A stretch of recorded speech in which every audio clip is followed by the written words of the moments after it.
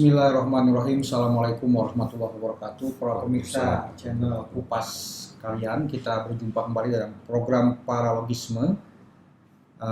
Seperti biasa, saya bersama dengan pembicara kita, Ustadz Musa Kazim. Pada kesempatan kali ini kita akan membahas tema tentang apa yang akan terjadi setelah merebaknya virus corona ini, wabah virus corona ini. Ada beberapa postingan atau pemberitaan di media sosial yang mencoba memaparkan atau menampilkan kehidupan di luar, kehidupan di alam, kehidupan sosial umat manusia, dan kehidupan ekonomi pada saat wabah COVID-19 ini. Nah, kita akan mencoba menggali makna di balik paparan berita-berita tersebut atau pemberitaan tersebut. Misalkan satu Ustaz, diberitakan entah itu di media sosial melalui tweet-tweet individu maupun di pemberitaan media mainstream atau media elektronik tentang adanya atau terlihatnya polusi udara yang berkurang, sungai yang lebih jernih, lalu hewan yang bermunculan. Bagaimana kita melihat fakta tersebut? Sementara pada saat yang sama kita juga tahu bahwa sebelum merebaknya corona ini, kehidupan ekonomi kita atau kehidupan interaksi kita dengan alam itu kan selalu diwarnai oleh kritik bahwa manusia, meskipun tidak bisa dibilang manusia secara umum, menyebabkan sekian emisi gas rumah kaca, polusi udara dari transportasi, polusi udara dari pabrik, dan sebagainya. Bagaimana kita mengawinkan dua fakta sebelum dan setelah corona?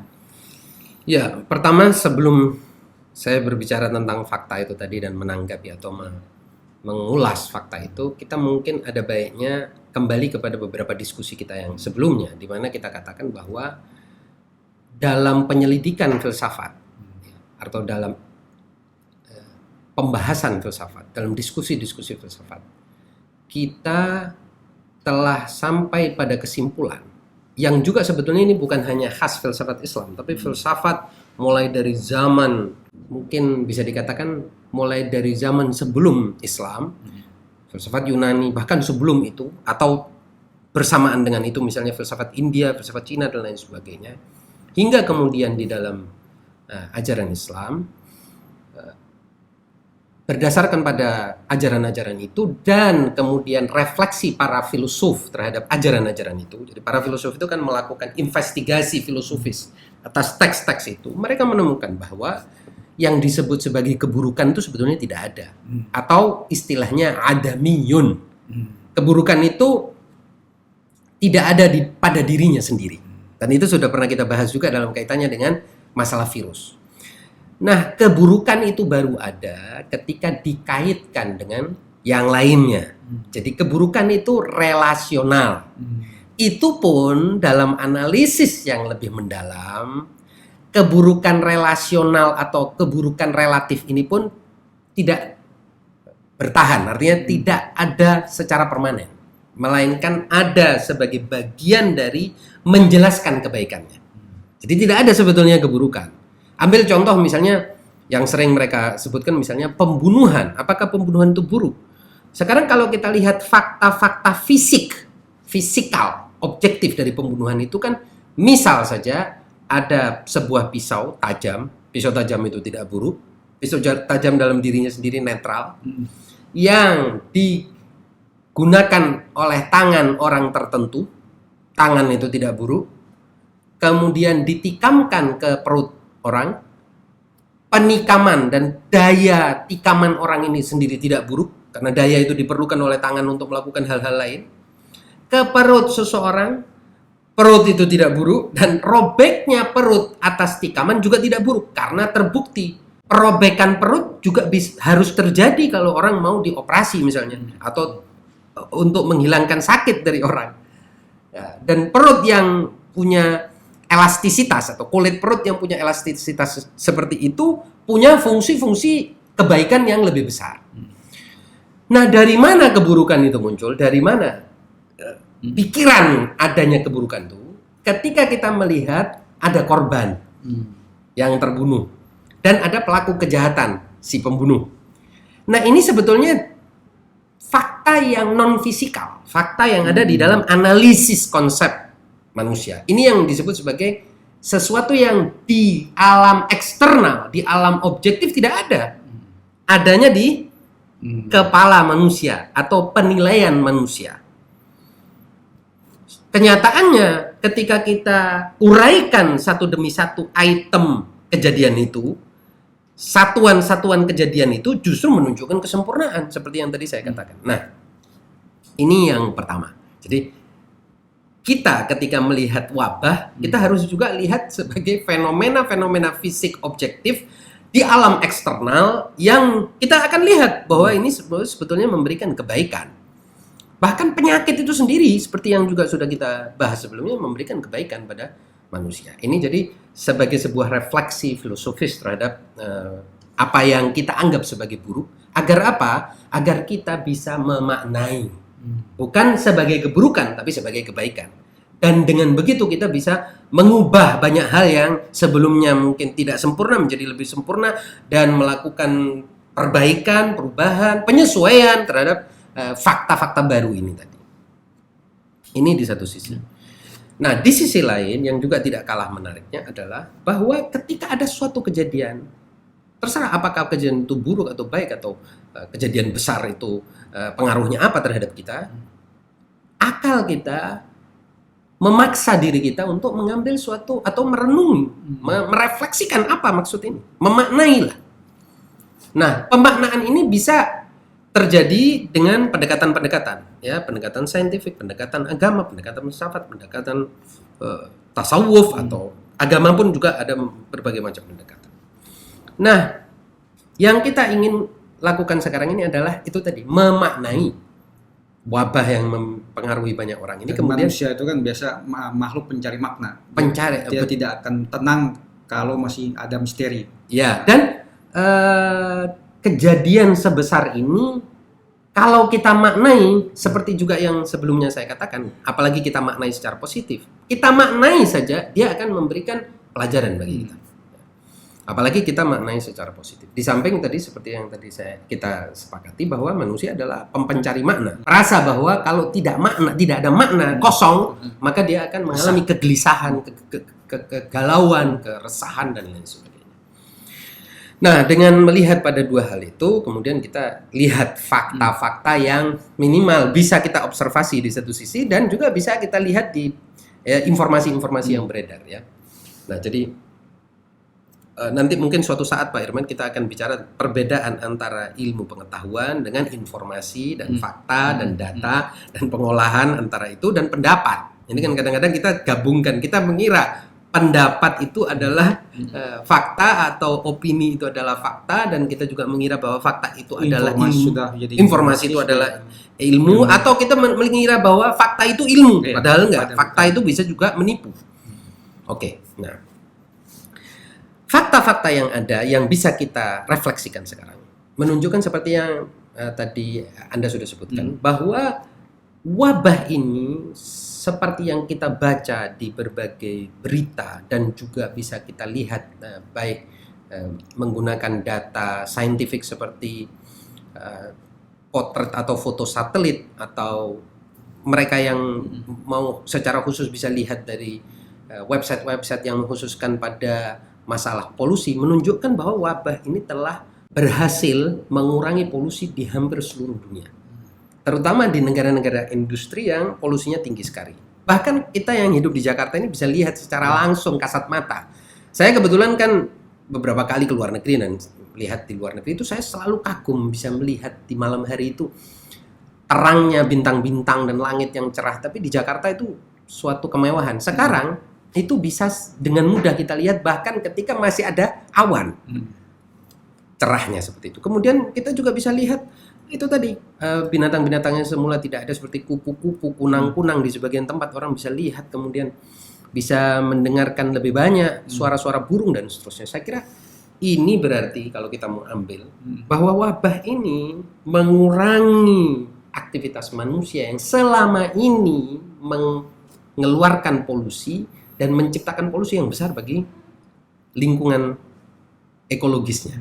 Dan itu artinya seperti yang sudah pernah saya katakan, jangan-jangan karena kecerdasan alam, dia memaksa manusia, menjinakkan manusia untuk menyesuaikan dirinya dengan kebutuhan alam ini. Karena alam sudah mungkin pada tingkat di mana dia kalau tidak memaksa manusia stay home di rumah saja, maka mungkin akan terjadi kerusakan yang lebih parah, dan kemungkinan alam yang selama ini memberi, lebih banyak memberi daripada meminta sesuatu, tidak akan bisa memberi lagi. Oleh sebab itu dipaksa manusia untuk kembali ke rumahnya masing-masing. Saya kira itu jelas terlihat. Selain polusi udara, juga polusi kebisingan. Jadi misalnya kita lihat sekarang di Jakarta ada penurunan tingkat kebisingan yang biasanya kita lihat orang kalau naik motor yang dengan secara khusus knalpotnya dikeraskan suaranya, yang menggeber motornya dan lain sebagainya, yang terdengar sampai malam hari. Sekarang bahkan di siang hari pun relatif berkurang, dan itu akan menciptakan dampak yang positif bagi lingkungan ekologis yang selama mungkin jutaan tahun tidak mendengar kebisingan seperti ini, kebisingan yang diciptakan oleh teknologi atau produk atau karya manusia ini kan. Nah, bahkan saya mendengar misalnya ini bukan penelitian ilmiah ya, minimal mungkin pengalaman atau biasa disebut sebagai anecdotal evidence ya.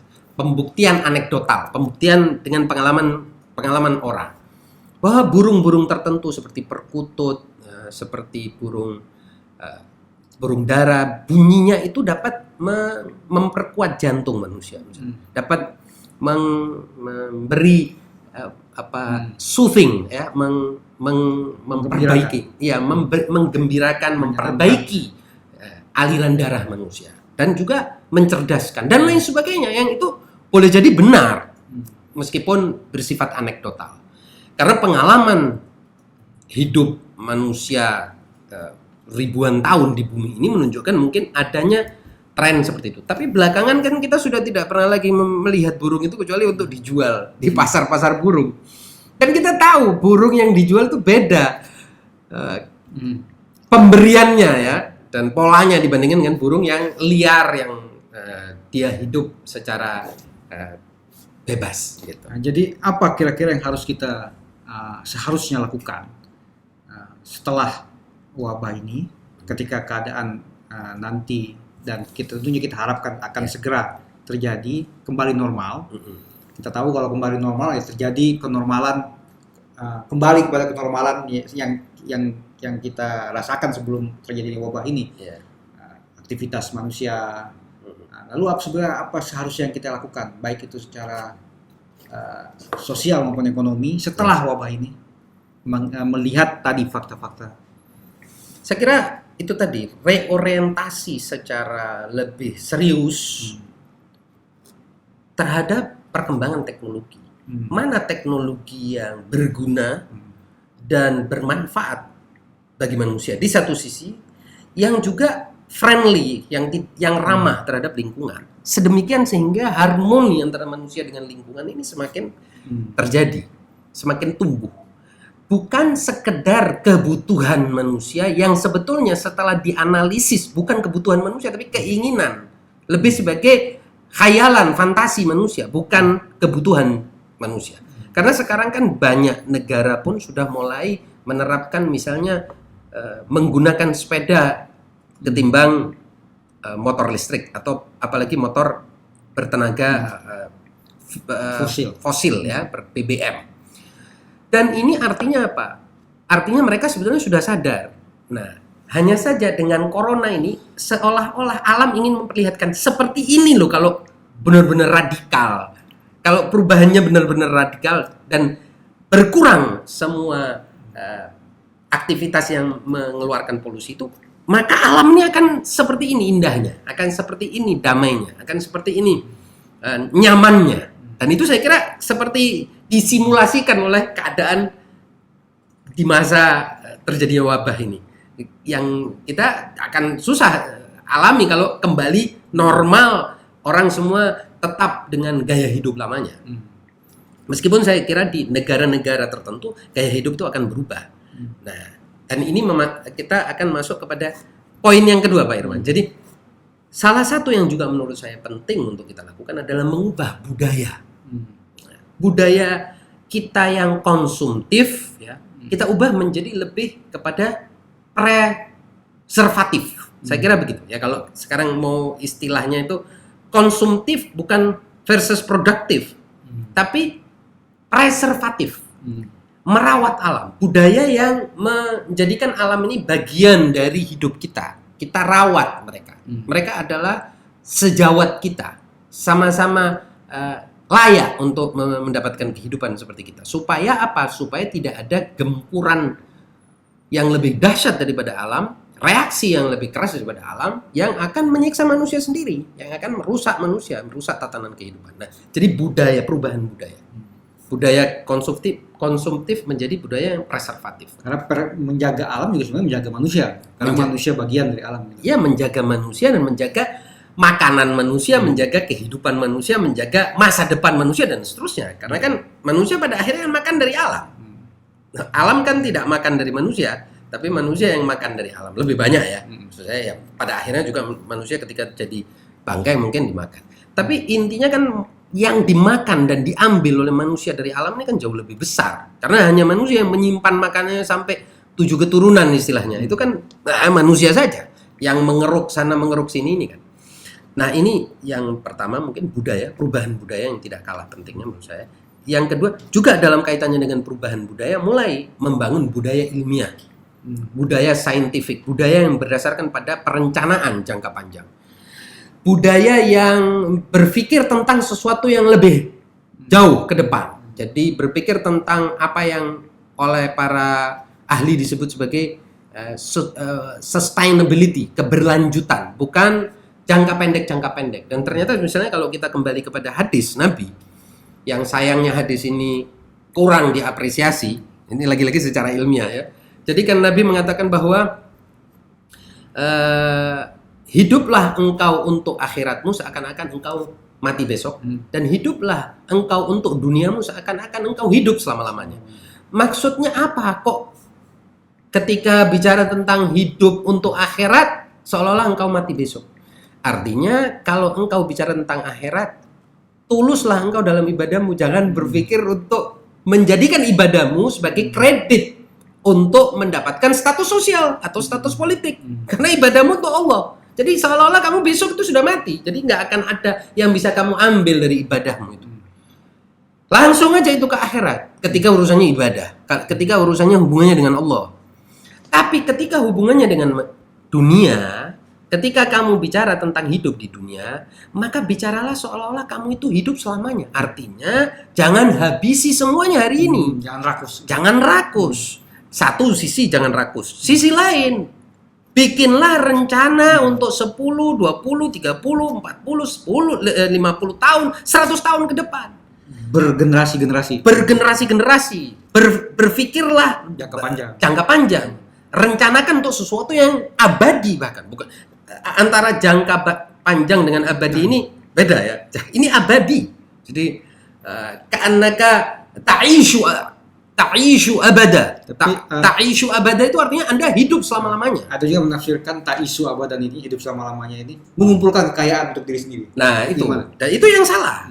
Bukan begitu. Dan oleh sebab itu, kalau kita lihat hadis ini lebih diutamakan addressnya, alamatnya kepada elit, kepada para pembuat kebijakan, bukan individu-individu umumnya orang. Meskipun tetap individu umumnya orang juga masuk dalam audiens hadis ini, tapi yang lebih utama elit yang membuat kebijakan. Ya, ketika dia membuat, sekarang ini sebetulnya bukan sekarang, dari beberapa tahun yang lalu kan Pak Irman sudah tahu, misalnya PBB itu kan buat apa yang disebut sebagai Millennium Development Goals ya. Jadi target pembangunan milenium. Nah, kita lihat itu 25 tahun, 30 tahun, nggak ada yang 55 tahun, 100 tahun, nggak ada. Padahal Allah bilang, padahal hadis ini mengatakan, ini sebetulnya ajaran Allah, ajaran Rasul, mengatakan seperti engkau hidup selama-lamanya. Artinya bicara dulu selama-lamanya. Nah, itu yang kurang. Nah, bagaimana terus rencana hidup selama-lamanya ini? Apa yang bisa membuat orang dapat merencanakan hidup selama-lamanya? Oh iya, pertama kurangi konsumsi, pasti Tadi itu. preservasi tadi. Utamakan perawatan, utamakan menjaga yang ada, bukan memakan yang ada sebanyak-banyaknya. Jadi justru kalau rakus itu jangka pendek. Jangka pendek itu. Jadi untuk akhirat rakuslah. Karena kira-kira begitu. Karena untuk akhirat rakus sudah. Makan sebanyak-banyaknya karena untuk akhirat. Dan itu masa depannya besok. Matinya besok. Tapi untuk dunia jangan rakus, karena juga pada akhirnya ini harus ditinggalkan untuk generasi-generasi yang akan datang dan mungkin selama-lamanya itu tadi. Nah, ini menurut saya begitu. Jadi taisu abadan ini bicara tentang umat manusia secara keseluruhan, bukan pribadi-pribadi. Umat manusia dan makhluk-makhluk yang lain. Nah, ya. gitu kan.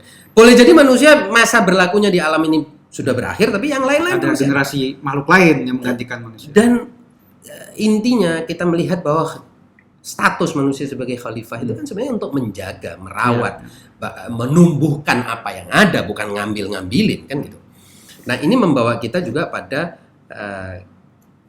selanjutnya perlunya reorientasi pada berbagai ilmu pengetahuan yang sekarang ini paling seperti yang saya sudah bicarakan pada kajian yang sebelumnya atau diskusi sebelumnya. Sekarang ini ilmu ekonomi ini bisa dikatakan menggagahi banyak ilmu lain untuk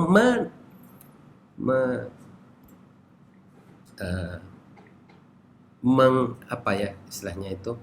Jadi ilmu ekonomi menggagahi ilmu-ilmu lain dalam rangka memaksa ilmu-ilmu lain memenuhi keinginan ekonomi untuk pertumbuhan. Ini berbahaya banget, berbahaya sekali. Ini menurut saya harus diubah. Karena ekonomi itu pada dasarnya bukan untuk pertumbuhan. Hakikatnya ekonomi. Kalau kita lihat bahasa Latin ekonomi itu sebetulnya untuk hemat. Jadi kalau Anda bilang very economical, sangat ekonomis, itu artinya sangat hemat. Begitu juga dalam bahasa Arab. Iqtisad itu bahasa Arab itu artinya berhemat. Jadi harusnya penghematan, bukan pertumbuhan. Jadi dasar ekonomi ini untuk menghemat.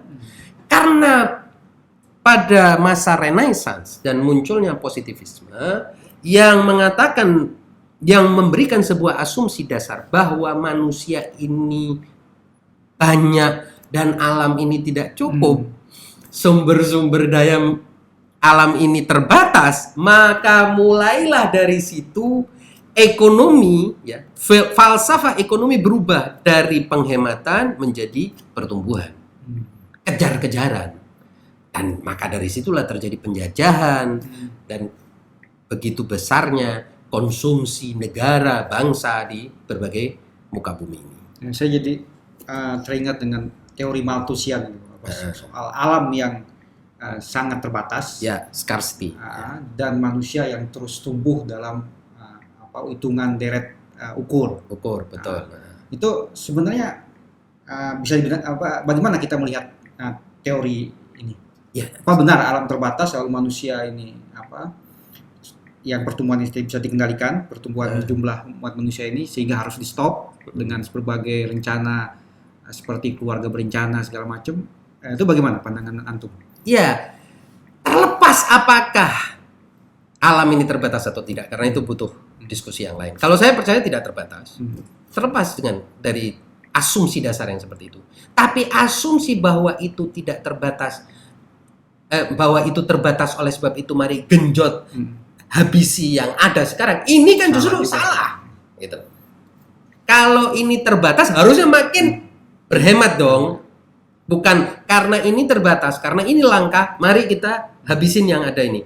Emas kita keduk, batu bara kita makan, lahan yang ada kita tanami sawit supaya kita dapat duit. Terus kita makan terus ini semuanya, akibatnya 2-3 generasi ke depan ini mungkin akan terjadi kelaparan, kerusakan biologis yang parah, dan akibatnya mungkin genetika manusia akan semakin parah dan makin tidak bersahabat, dan mungkin berbagai penyakit lain akan tumbuh, dan intinya alam akan melawan. Nah, harusnya terlepas tadi saya bilang, terlepas apakah alam ini terbatas atau tidak, dan sumber-sumber alam ini terbatas atau tidak, yang jelas kesimpulannya jangan kemudian genjot pertumbuhan. Jangan. Kesimpulannya harusnya apa? Penghematan lebih besar. Nah, preservasi lebih diutamakan. Dan penghematan. Dalam segala hal kita harus menghemat. Apalagi kalau ternyata premisnya atau asumsinya alam tidak terbatas. Dan alam cukup. Dan berapapun abundant, berlimpah. Alam ini berlimpah-limpah. Anda bicara tentang apa sih yang kurang dari alam ini? Malah sebagian kebijakan ekonomi, jangan salah, justru akhirnya menenggelamkan misalnya bertonton beras di tempat tertentu, menyetop produksi makanan tertentu, gula ditenggelamkan di lautan. Ini kita lihat bukti-buktinya. Ya, artinya apa? Ternyata ada pengendalian produksi. Kan ini artinya katanya kekurangan. Oh, bukan. Untuk suatu yang disebut sebagai penyeimbangan antara distribusi dengan konsumsi. Loh, ini permainan manusia, berarti rekayasa Anda dong. Anda sendiri yang bilang kekurangan, alam ini kurang, dan di sini Anda sebenarnya sedang mengutuk Tuhan, seolah-olah Tuhan tidak mampu memberi, dan akhirnya Anda juga mengutuk alam. Di satu sisi Anda seperti itu, di sisi lain ketika berlebihan Anda habisin. Ini masalahnya, saya bilang ilmu ekonomi seperti ini nih yang bertanggung jawab terhadap kompetisi yang tidak sehat dan konsumsi obsesi berlebihan terhadap pertumbuhan dan obsesi berlebihan terhadap pertumbuhan, dan konsumsi yang saya anggap sebagai kompulsif, obsesif kompulsif, konsumsi yang tidak ada ujungnya. Ini yang menurut saya harus berubah. Nah, di sisi itu ekonomi, dan saya kira ini perlu ada pembahasan khusus tentang masalah ekonomi ini. Nah, kemudian yang tidak kalah pentingnya, hikmah juga Pak Irman, yang saya lihat juga itu ya masalah solidaritas sosial. Saya kira di seluruh dunia kita lihat sekarang orang itu mudah untuk paham.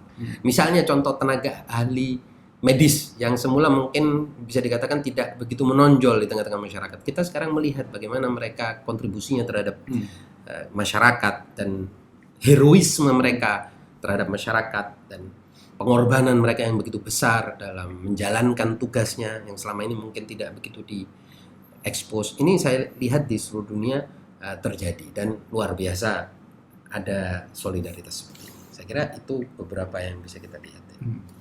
Oke, baik Seth.